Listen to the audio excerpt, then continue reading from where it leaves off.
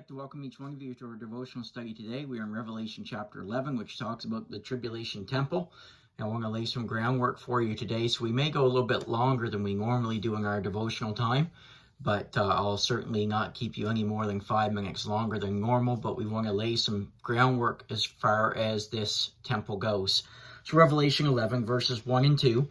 And then we'll get into this. And there was given me a reed like unto a rod, and the angel stood, saying, Rise and measure the temple of God, and the altar, and them that worship therein. But the court which is without the temple leave out, and measure it not, for it is given unto the Gentiles in the holy city, shall they tread under foot 42 months. So we're still in the midst of a parenthetical passage that began in chapter 10. We are in the midst of a pause in the actions and activities of the tribulation period judgments. As we come to Revelation chapter 11, we've arrived at one of the most difficult passages in the book of Revelation. It is hard to understand, but keeping two thoughts in mind will help us as we study these verses. Thought number one, we are on Jewish ground. The images and terminology are Jewish in nature. These verses deal with the future of the people of Israel. Thought number two, we are dealing with future events. Some have tried to take these verses and make them fit the past. Some even tried to make them fit into the present. But very clearly, they will only fit into the future. And what we're going to do today is study a prophecy concerning the future temple in Jerusalem. But I thought it would be best if we would just take our time in this chapter and consider these matters in some detail. So with that in mind, let's examine John's words concerning the future temple. And I want you to see that this prophecy contains some very specific visions of the future of the Jewish people. Notice, first of all, in verse 1, there is a vision of promise. When John mentions the temple, he's referring to a place dedicated to Jewish worship. The Jews now have been without a temple for nearly 2,000 years. These verses make it crystal clear that a new temple will be built there in Jerusalem. A brief study of matters related to the Jewish temple might help us here. First of all, let me just give you a quick, brief history of the temple. For some 500 years, from the time of Moses to David, the people of Israel worshiped God at the tabernacle. It was there that sacrifices were carried out. It was there that the priests made intercession for the sins of the people. It was there that Israel sought their God. But before David died, he expressed a desire to build a permanent house of God, a temple where God's presence could dwell.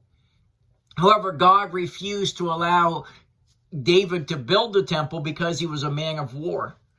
The privilege of building the temple fell to David's son, Solomon. David was not allowed to build the temple, but he did begin to accumulate the building materials that would be necessary for its construction. And before David died, he charged Solomon to build the temple.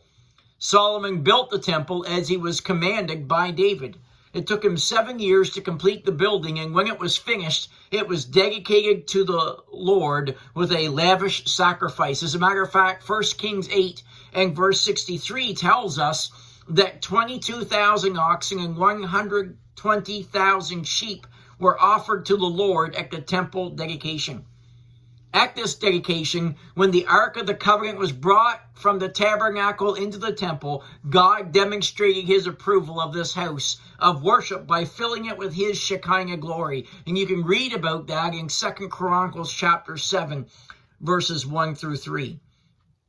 The temple building dominated the Jerusalem skyline until it was destroyed by the Babylonian king Nebuchadnezzar in 538 BC. The Jews were taken into captivity in Babylon at this time, and some were allowed to return to Babylon, and in 490 BC, the temple was rebuilt by Zerubbabel. But if you study out Ezra and the book of Haggai, you understand that the temple built by Zerubbabel was not as elaborate or as beautiful as the first temple. You see that in Haggai chapter 2 and in verse 3, and also in Ezra chapter 3 and verse 12. This temple, built by Zerubbabel, was also destroyed. In 168 BC, Antiochus Epiphanes desecrated the temple by slaughtering a sow on the altar and demanding that he be worshipped as God, and he dismantled the temple. In an effort to gain the support of the Jews, Herod the Great rebuilt this temple about 6 BC. Herod's temple took 46 years to build. We know that from John chapter 2 and verse 20. And it was far grander than the second temple had been. It would have been Herod's temple where Jesus worshipped and where Jesus preached. But that temple too was slated for destruction. As a matter of fact, in Matthew chapter 24, verses 1 and 2, Jesus prophesied that the temple would be destroyed. And this took place in 70 AD when Titus, the Roman general, besieged Jerusalem. And during that siege, which lasted from 66 to 70 AD, some 1 million Jews were slain. It is said that Titus crucified so many Jewish men during that siege that he ran out of wood to make new crosses. The roads were literally lined with crosses occupied by the rotting remains of the Jewish victims. When Jerusalem fell in 70 AD, the city was destroyed. The temple was utterly demolished, and all that remains of the ancient temple is the Western Wall. Orthodox Jews go there to pray every day. They believe that all prayers ascend to heaven by means of Jerusalem. So they will write their prayers on paper and stuff them in cracks of the wall. Jews from around the world can email their prayers to Jerusalem, and these prayers are printed off and taken to the Wailing Wall. Currently, the Jews have no temple, but we see that will change in the future. Notice the present preparations for the temple.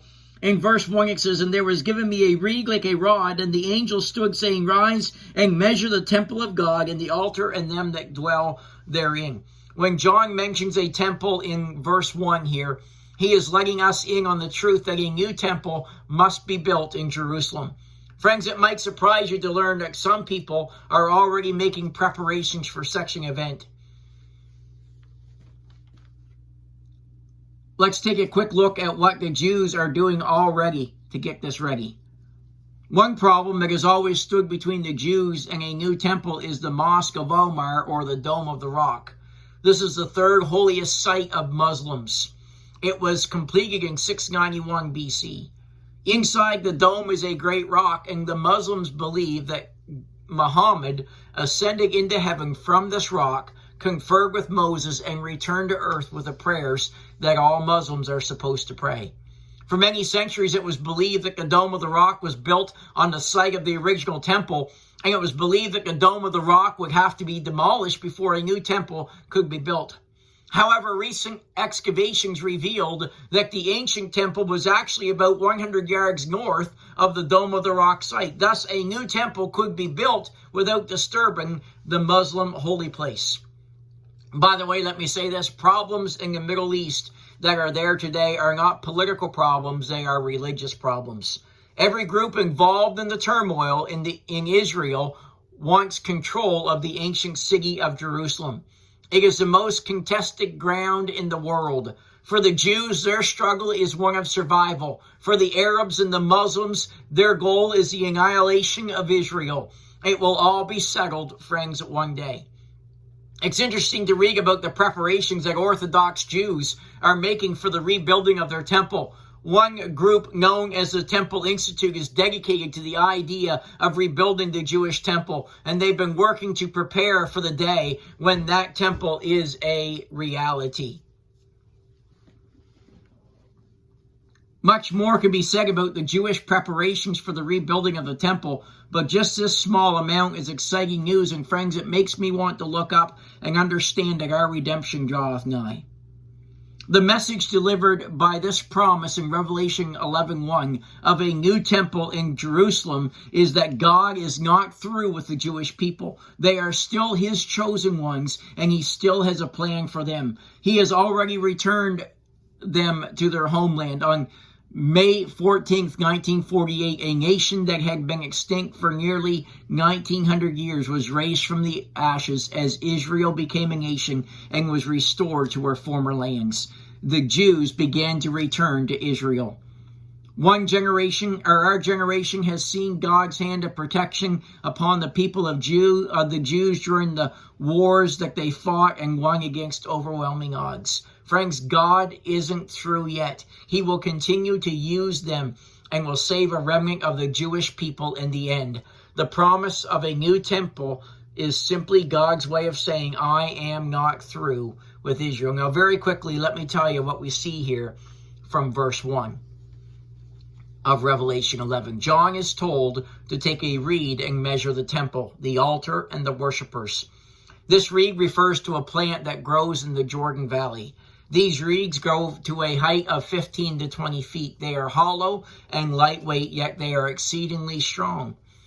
Many times they are used for walking sticks. They are cut down and sharpened and used as writing tools as well. They are also used in ancient times as measuring sticks. A reed is about 6 cubits or 9 feet that they use for measuring. John is told to take the measuring rod and measure the temple. That is symbolic of two things. First of all, it is symbolic of full possession. The act of measuring speaks of possession. God is claiming the temple, the altar, and the worshipers as his own. Friends, this is just another reminder that God is not through with the Jewish people. I encourage you to read Romans chapter 11, and it will give you some insight into that regard. But this is also symbolic of a faithful preservation. You see, it's a reminder to us that God will keep every promise that he has ever made to the nation of Israel. He has set them aside for a time because of their unbelief, but in the end, Israel will be saved. God will continue to work in and through Israel until a remnant is saved. You can read about that in Zechariah chapter 12 and Zechariah chapter 13.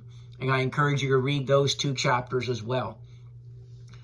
So, friends, the reason why I'm pointing this out is because there are some in our day that are attempting to replace Israel with us. And they're trying to claim that Israel has been forever set aside and that we have inherited the promises of God made to Israel. Friends, there is a difference between Israel and believers of this age. And that difference must always be kept in mind when studying the Bible. God has not cast away Israel. He has not forgotten about them. And Revelation chapter 11 is proof of this. We will look at verse 2 tomorrow as we continue this study. Have a great day.